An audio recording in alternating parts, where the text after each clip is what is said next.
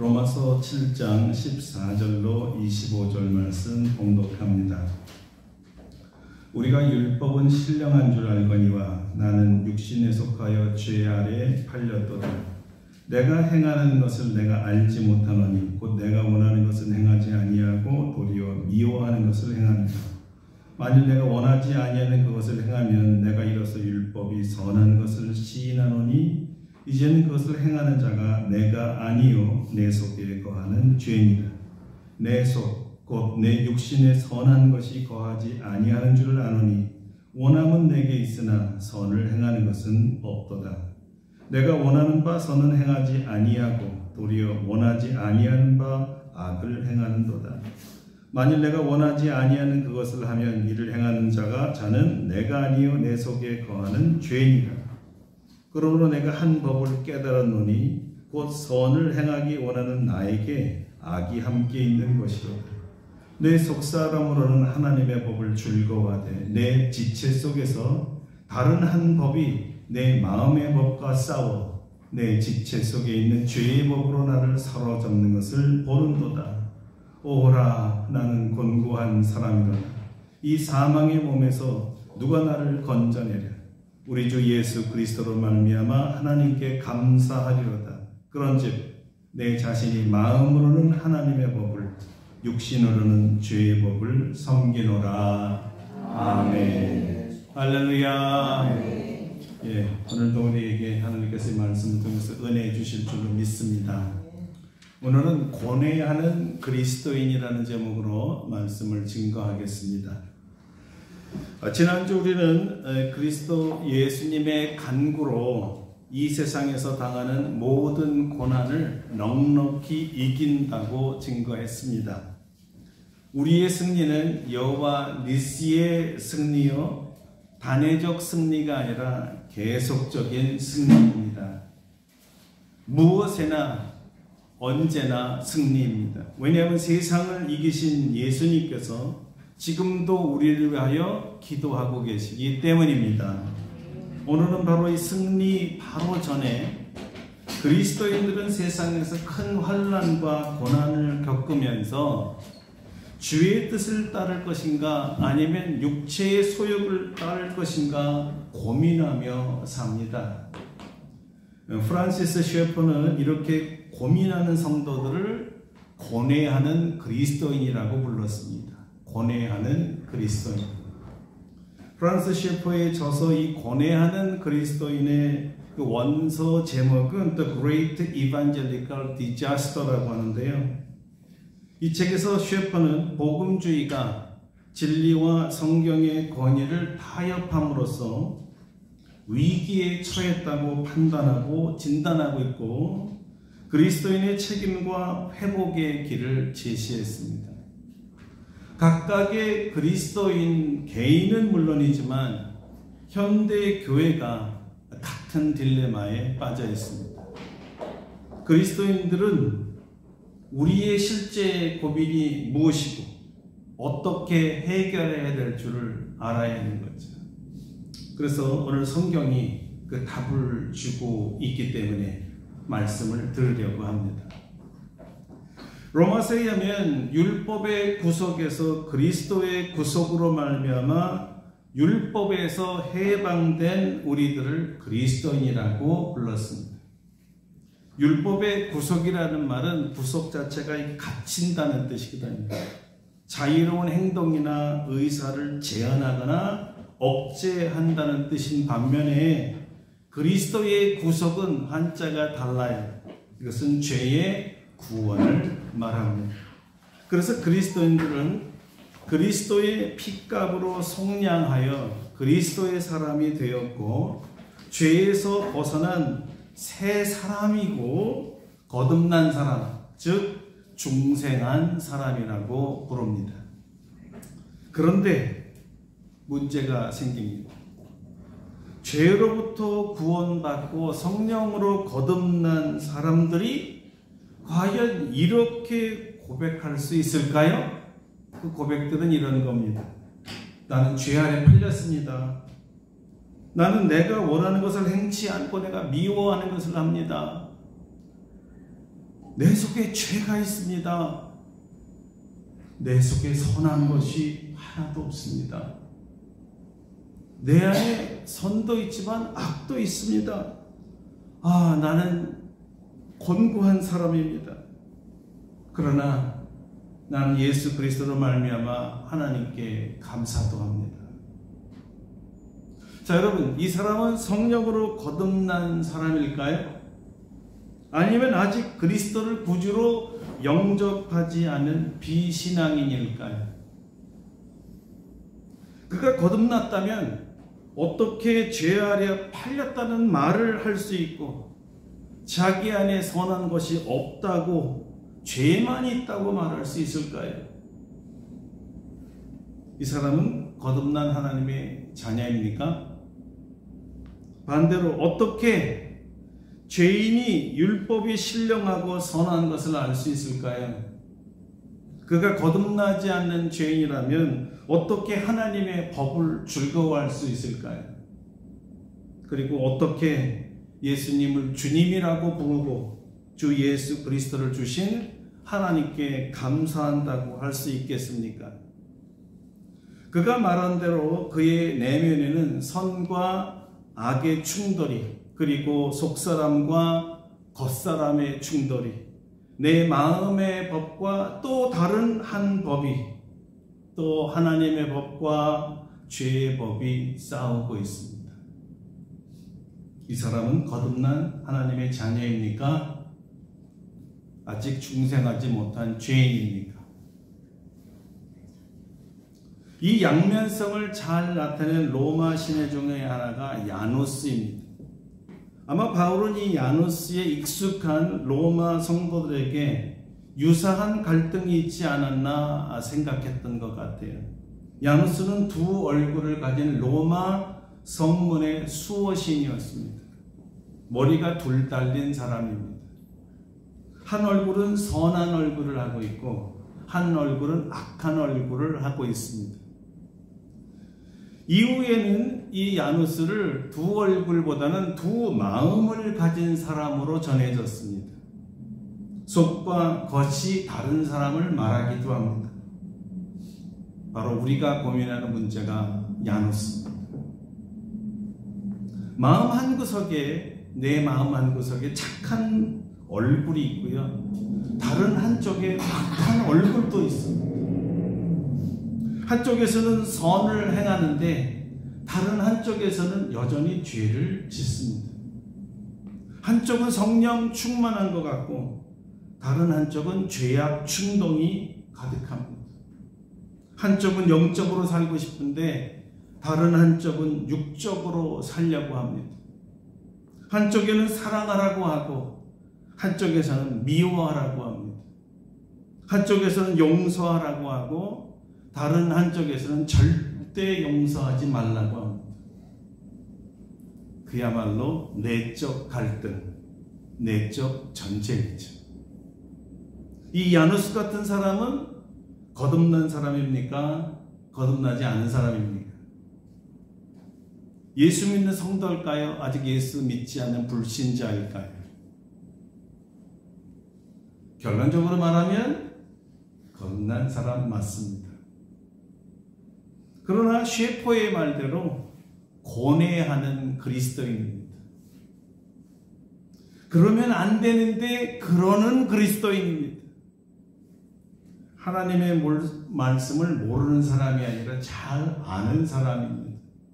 그러나 잘 알지만 하나님의 말씀대로 순종하지 않는 사람입니다. 성령님을 의지했다, 율법을 의지했다, 갈팡질팡하는 사람입니다. 분명히 죄의 홍해를 건너왔건만 다시 애굽으로 돌아가고자 하는 연약한 영적 그리스도인입니다. 가나안과 애굽 사이에 광야에서 헤매고 있는, 여전히 방황하는 그리스도인입니다. 어떤 날은 예배드리고 어떤 날은 잠실에 야구 구경하러 갑니다. 어떤 날은 성령 충만한데 또 어떤 날은 술 충만하기도 합니다. 웃는 사람은 다 그런 경험이 있는 거예요. 어떤 날은 천사처럼 순종을 잘하고요. 어떤 날은 바로처럼 마음이 각박해집니다. 크리스찬이야? 크리스찬이 맞아? 저렇게 각박해? 크리스찬이? 이런 사람은 순종과 불순종에 갈등하는, 고민하는 그리스도인이라는 겁니다. 이 사람의 특징은 은혜의 지배를 받으려 하지 않습니다. 성령을 따라 사는 법을 실상은 모릅니다. 성경에 대해서 더 알고 싶지를 않는 거예요. 주님과의 인격적 만남이 없거나 확연히 줄어들거나 드뭅니다. 그래서 어떨 때는 정말 진실한 크리스찬 같기도 하고 어떨 때는 전혀 예수를 안 믿는 불신자 같기도 합니다. 어떤 분은 이런 상태의 그리스도인들을 중생했지만 비정상적이고 불건전하고 미성숙한 신자라고 불렀습니다. 원래 성도들은 옛날에 죄의 종이었으나 이제는 예수 그리스도의 구속으로 말미암아 죄에서 해방된 사람이요 하나님의 종입니다. 그런데도 이 애매한 그리스도인들은 여전히 죄의 종처럼 살며 죄에 사로잡혀 사는 것처럼 살아가고 있어요.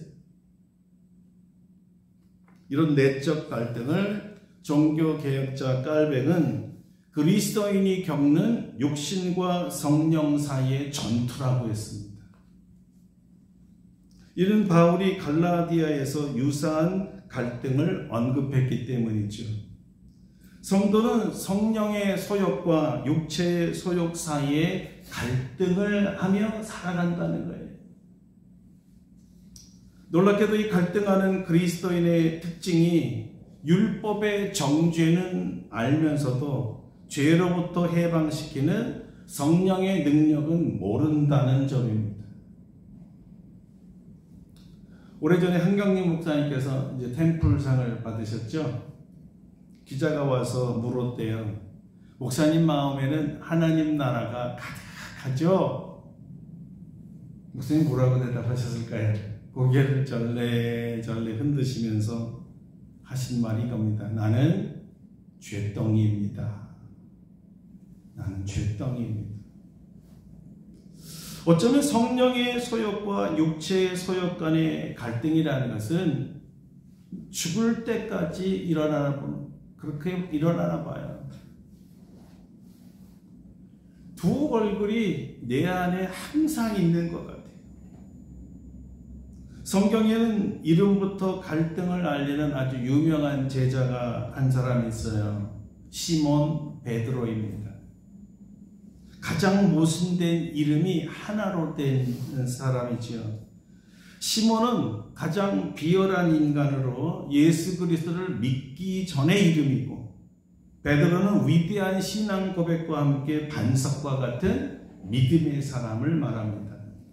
주는 그리스도시요 살아계신 하나님의 아들입니다 라는 고백을 함으로써 주님으로부터 직접 극찬을 받은 사람이지요. 계집종 앞에서 하지만 나는 예수를 모로 비겁하게 예수님을 부인한 배반자이기도 합니다.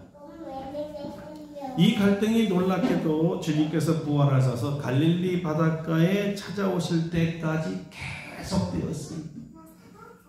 그래서 주님은 베드로야 부르지 아니하시고 요한의 아들 시몬아 이렇게 불러요. 본인이 너는 더 이상 시몬이라 하지 말고 베드로라고 이름을 주어줬는데 여전히 시몬으로 살아가는 그 모습을 보면서 요한의 아들 시몬아 이렇게 부른 거예요. 시몬은 유대인 중에서 아주 흔한 이름입니다. 우리나라의 철수와 같이 아주 흔한 이름이에요. 예수님을 만나기 전에 사람 시몬은 육적 인간을 말합니다. 그리고 주님을 만난 후에 주님께서 이름을 바꿔준 그 이름 베드로 반석은요, 세상에서 목표도 없이 이것저것 남의 말 주워 들으며 진리인 줄 알고 다녔던 사람이 이제 흔들림이 없이 주님 안에서 바위와 같은 믿음을 가진 사람이라는 뜻이었어요. 그러니까 시몬은 옛사람이요, 베드로는 새사람을 말합니다. 그런데 시몬이면 시몬이고 베드로면 베드로여야지 왜 원치 않게 두 사람, 두 성품이 한 사람에 있냐는 거예요. 왜 시몬 베드로냐는 거예요. 그냥 베드로여야 되지 않겠어요? 두 성격이 한 사람 안에 내재해 있기 때문이었습니다. 베드로는 언제나 자기는 베드로이고 싶은데 자기도 모르게 불쑥 시몬이 되는 거예요. 자기에는 시몬이 자꾸 나오는 거예요. 시몬이 자기 안에서 죽은 신용을 하고 있다가 어떨 때 갑작스럽게 불쑥 나타나서 나를 곤란하게 만드는 거예요.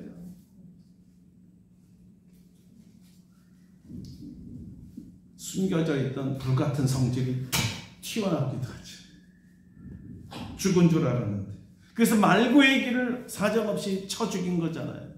그죠? 귀가 잘라졌어. 계집종이 너 예수쟁이지?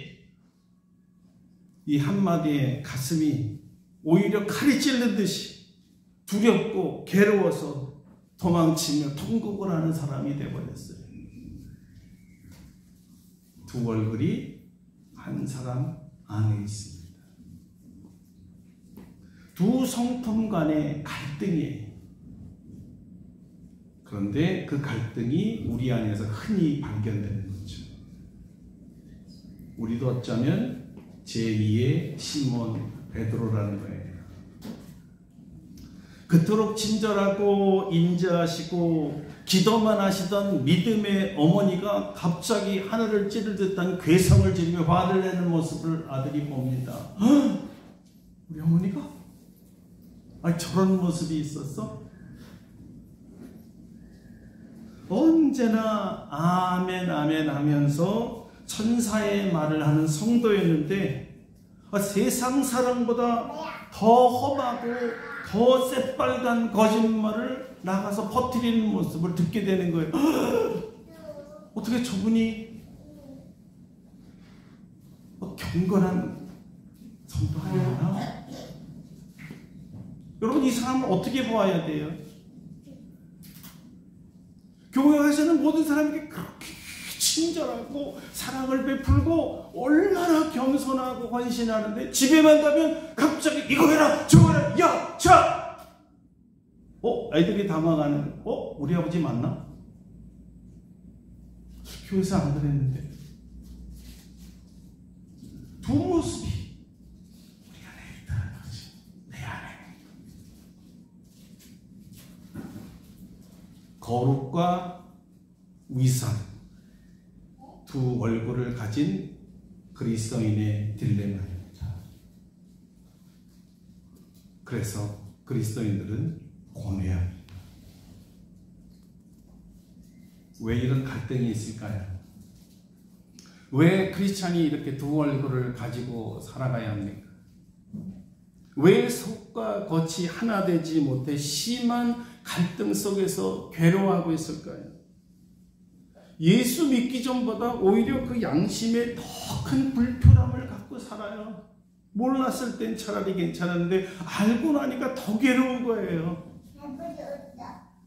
차라리 죄인 있을 땐 몰랐는데 죄를 지어도 양심의 꺼리낌이 그때는 없었는데 왜? 알고 나니까 이렇게 괴로운 거야. 미워해도 사람이 그럴 수 있지 하고 자신을 달래며 살아갔던 때가 좋지 않았나? 근데 오히려 하나님을 알고 말씀을 알고 죄가 뭔지 알고 난 뒤에는 심기가 더 불편해졌어요. 구원의 기쁨이 있었습니다. 그러나 잠시였어요. 오히려 어떻게 사는 것이 하나님께 영광이 되는 줄을 알고 난 후에 하나님이 원하시는 대로 살지 못하는 내 자신이 너무 비참하다라는 거예요. 그 한탄이 바로 바울의 한탄이었지. 오라, 나는 곤고한 자로다.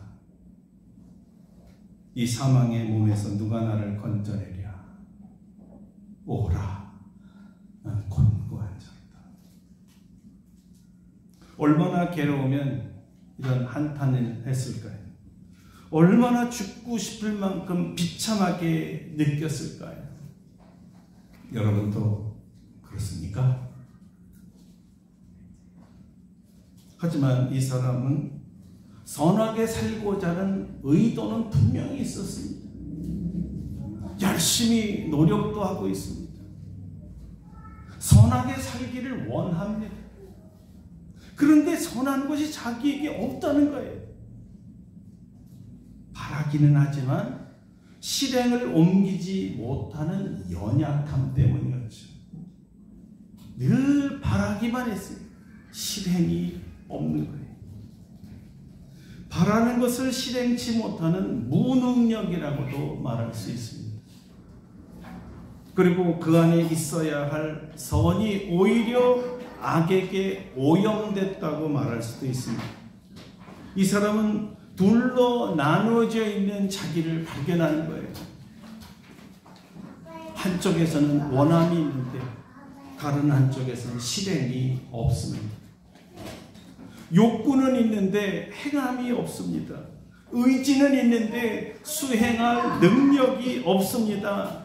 하나님의 말씀을 사랑하고 순종할 마음이 있는데 마음먹은 대로 실천이 안 됩니다. 원하는 선은 행치 않고 자신도 원치 않은 악을 행하는 자신을 발견해요. 비참하죠. 그래서 자기도 자기 자신을 사랑할 수 없게 됩니다. 자기가 자기를 통제할 수가 없습니다. 자기가 밉습니다. 여러분은 어떤가요? 여러분도 그러신가요?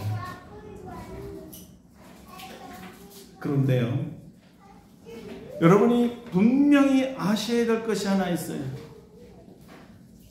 이런 고뇌와 갈등이 평범한 초신자의 갈등과 고민이 아니라는 거예요. 그럼 뭐예요?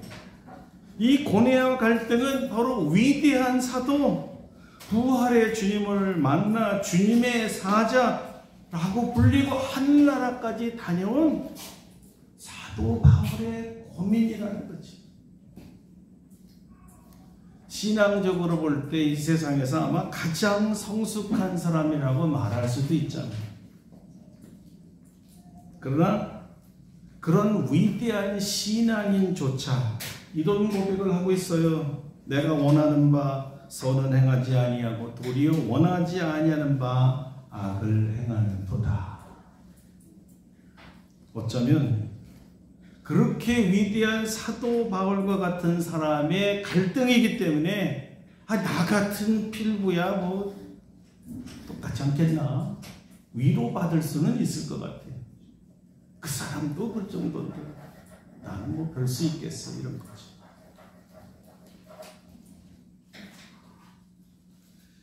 사도 바울도 마음대로 안 되는 것이 있다는 거죠. 여러분 이런 경험들은 누구에게나 있는 거 아닙니까?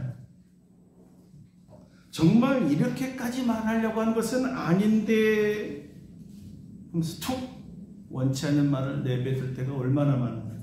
정말 마음으로는 내가 따뜻한 위로의 말을 해주고 싶었는데 막상 딱 그 상대방의 얼굴을 보는 순간에 마음에 다짐하고 꼭 하려고 했던 말들은 온데간데 없이 사라져버리고 계획에도 없었던 저주와 욕설이 나가기도 했죠. 이게 아닌데 정말 마음에는 미워하려고 했던 것이 아닌데 막상 어떤 상황에 들어가게 되면 얼굴이 울그락불그락 험악해지더라는 거예요. 이젠 진짜 한번 제대로 한번 사귀어보자. 용서를 빌려고 했는데 막상 그 사람 옆에 딱 가면 어떤 생각이 들어요? 아니, 잘못은 나만 했나? 넌 잘못 안 했어. 넌 뭘 잘났다 그래? 갑자기 마음이 휙 돌아갈 때가 있다는 거예요. 요즘 우리가 자주 하는 말이 긍정적이고 따뜻한 마음을 전하는 말, 이런 말을 해야 된다고 우리가 배우고 있잖아요. 그래서 그 설교를 들을 때, 말씀을 들을 때 속으로 당연히 아멘, 나 그렇게 해야지, 맞아, 저렇게 해야 되는데, 그런데 역시 그 상황에 들어가니까 따뜻한 말이 온데간데 없이 사라지더라는 거죠. 아니, 왜 나만 이런 일을 시켜요? 왜 나만 이런 말을 해야 돼요? 그런 것은 못하라고 해요. 소용없어요. 우리가 다 해봤는데 아무 소용없더라고요. 툭 우리가 내뱉는 말이, 내가 원치 않는 악을 행해놓고 아이고 또 실수했네, 내가 이러려고 한 게 아닌데, 뭐 어떤 사람이 그러지, 오 마이 갓, 아이고 이거 또 내가 실수했어. 사실 내가 잘 해보려고 했는데 그 사람한테 잘 될 것이라고 말해주고 싶었는데, 아이고 이것도 왜 이런 말이 나갔어? 내가 또 넘어졌구나. 이 마음 한구석에서 무너지는 소리가 들리는 거예요. 이게 아닌데. 입으로 한 말 내뱉었는데 다시 주워 담을 수도 없고, 집에 와서 후회하며 끙끙 앓는 거죠. 이걸 어째. 밤잠을 못 자는 예민한 분들도 있습니다.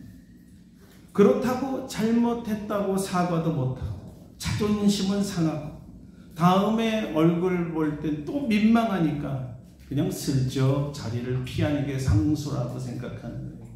피해 다닙니다. 괴로운 그리스도인, 고뇌하는 그리스도인입니다. 이 선을 행하고자 하는 욕구에 실패할 때 과연 그 책임은 누구의 책임일까요, 여러분? 나입니까? 아니면 죄라고 알려준 율법입니까? 먼저 바울은 율법에 선한 것을 내가 시인한다고 말합니다. 율법은 책임이 없다는 말입니다. 그럼 나란 말입니까? 놀랍게도 바울은 나가 아니라고 하네요. 왜 내가 원하는 선을 행치 않고 원치 않는 행을 내가 했는데 왜 내게 책임이 없다는 걸까요? 왜 내가 아니란 말이에요? 내가 했는데. 바울은 여기서 아주 중요한 면을 관찰합니다. 그래서 이 사람은 내가 보았다라는 말을 써요. 내가 그것을 보았어. 내가 악을 행할 때 자발적으로 내가 악을 행하는 것이 아니기 때문이라고 하고 있어요. 진정으로 예수 그리스도로 말미암아 구속받은 그리스도인이라면 누가 악의로 고의로 악을 행하려고 하겠어요. 그런데 이게 마음대로 안 되더라는 거죠. 하지만 여기서 바울의 발견이 정말 위대하고 대단한 발견인데요. 아마 우리 모두가 엄청나게 위로가 될 것입니다. 아주 복음과 같은 거예요. 그 복음과 같은 발견이 무엇이었을까? 여러분들도 반드시 발견해야 합니다. 나의 판단과 나의 의지와 나의 동의를 거슬러서 악한 행동을 하는 다른 실체가 내 안에 있다라는 거예요. 그래서 내 안에 있기 때문에 난 줄 착각할 수 있다라는 거예요. 그런데 바울은 이렇게 말합니다. 내가 아니다. 여러분 아닙니다. 여러분 아니에요. 그렇게 만든 범인이 여러분이 아니에요. 그 실체가 내가 아니라면 과연 누구일까요? 바울은 그 범인이 다름 아닌 내 안에 있는 가짜 나라고 말합니다. 가짜 나. 타락하고 거짓된 가짜 나가 내 안에 있어요. 그 가짜는 누굴까요? 그 가짜의 정체를 알고 보니까 내 속에 거하는 죄였어요. 내 안에 슬며시 죄가 침입하여 내 안에 동고동락하더라는 거예요.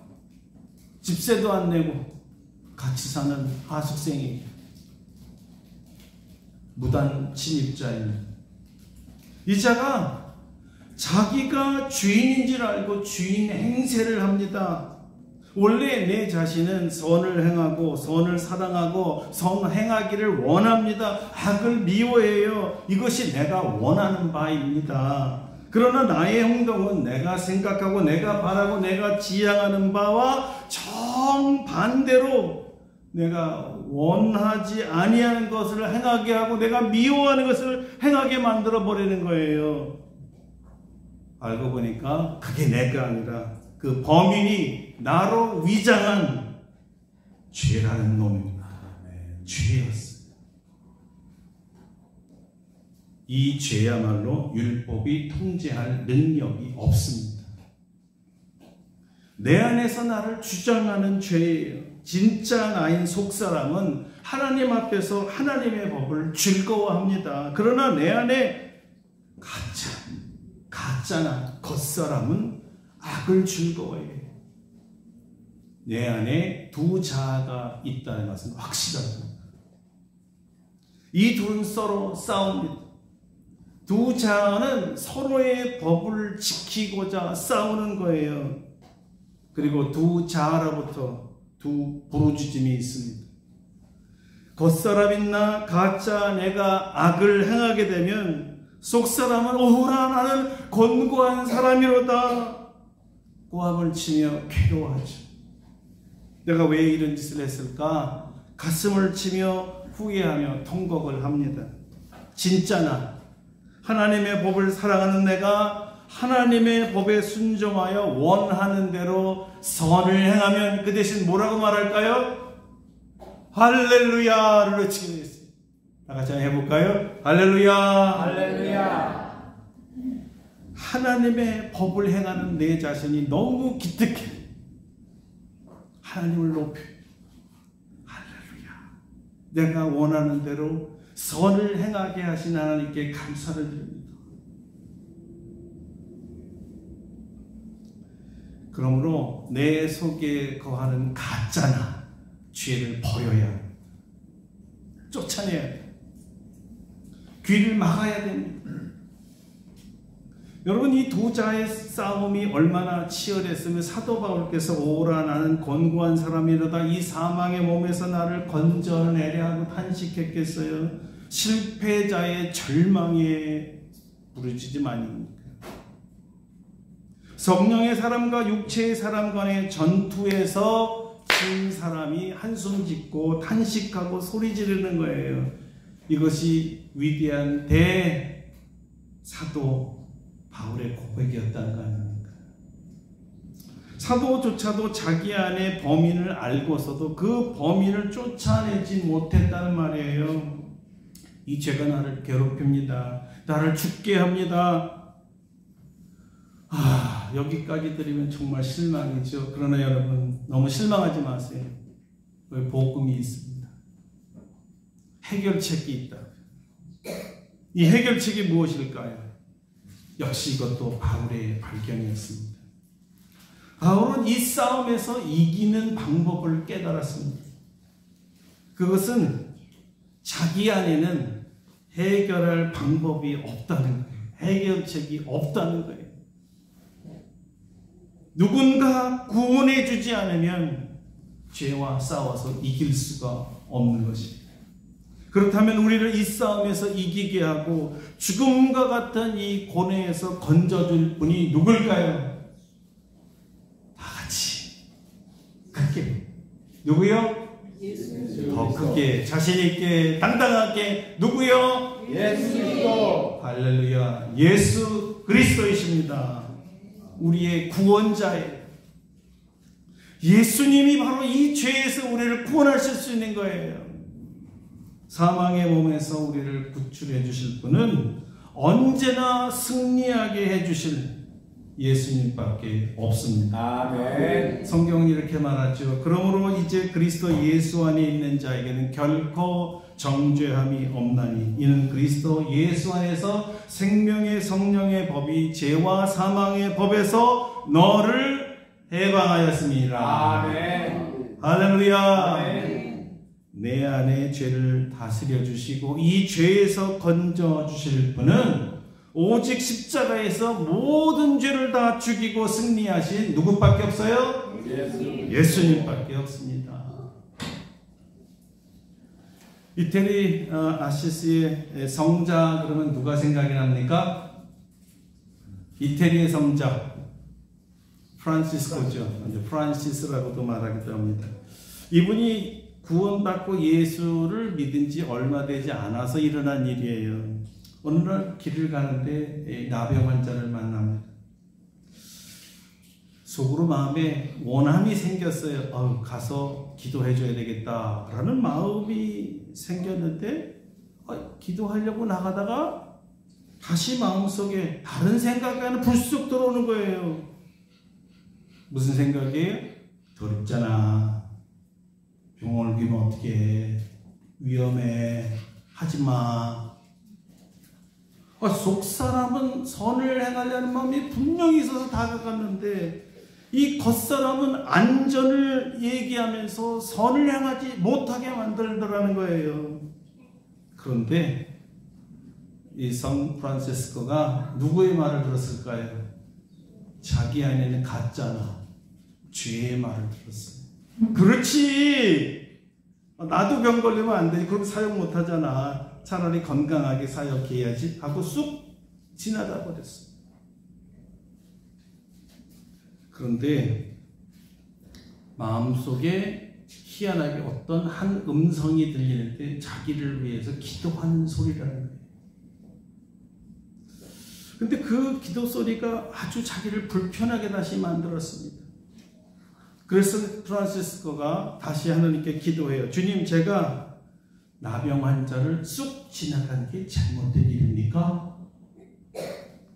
그래서 주님이 이렇게 말씀하셨대요. 너 왜 그냥 지나가느냐?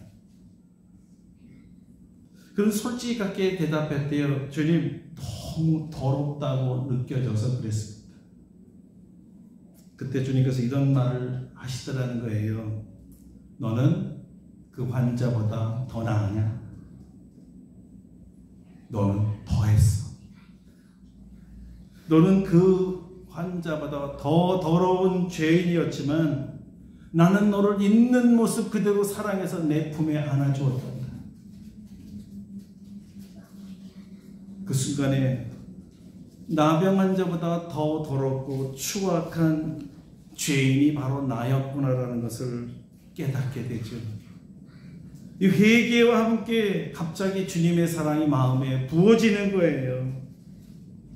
뜻없게 마음이 주님의 사랑으로 끌어오르자 돌이켰던 발걸음을 다시 돌이켜서 나병 환자로 갔습니다. 처음에 두려움이 없어졌어요. 주의 사랑이 임하니까 손이 내밀어졌고 그의 손을 덥석 잡고 결국 예수님처럼 자기도 그 환자를 안았습니다. 거기다가 입맞춤까지 했다는 거예요. 그리고 간절히 그를 위해서 축복 기도를 드렸다고 합니다. 여러분, 내 안에 있는 두 자아가 싸울 때 예수님의 기도 소리 들으시고 예수님의 음성 들으시고 예수님의 사랑이 부어지면 주님의 소리에 귀를 기울이고 주님의 음성에 순종해서 죄를 이기고 승리할 수가 있습니다. 아멘. 여러분, 우리 모두 주님의 이 구원을 꼭 경험하시기를 축원합니다. 아멘. 그러므로 내가 미워해야 될 장본인은 내가 아닙니다. 여러분들을 미워하지 마세요. 이제 알았다면 내 속에 거하는 죄인 것을 알고 그를 내쫓으려고 하셔야지, 자신을 미워하면 이중으로 당하는 거예요. 죄를 행하게 하는 것도 당한 거고 거기에 자기를 정죄하는 것도 당한 거예요. 그게 비참해지는 거죠. 이제 알았다면 어떻게 해요? 쫓아내야죠. 진짜 나라고 하면서 악을 행하게 했던 그 거짓 나, 가짜나 그 죄를 내쫓아버려야 되는 거죠. 내가 사랑해야 할 자는 하나님의 법을 사랑하고 순종하기 원하는 진짜 내 속사람입니다. 아멘. 예수 그리스도께서 보혈로 구속하신 진짜 나 말입니다. 여러분, 누구나 이 갈등은 피할 수가 없습니다. 죽을 때까지 계속됩니다. 이 영적 싸움을 넘어갈 사람은 한 사람도 없습니다. 이 내적 싸움은 사실은 이 세상에 일어나는 모든 전쟁 중에 가장 심각한 전쟁이고 가장 치열한 싸움입니다. 늘 진짜 나를 선택하시기를 바랍니다. 아멘. 늘 영적 전쟁에서 승리하시기를 바랍니다. 승리는 우리 주님께 전적으로 의지하는 것뿐이에요.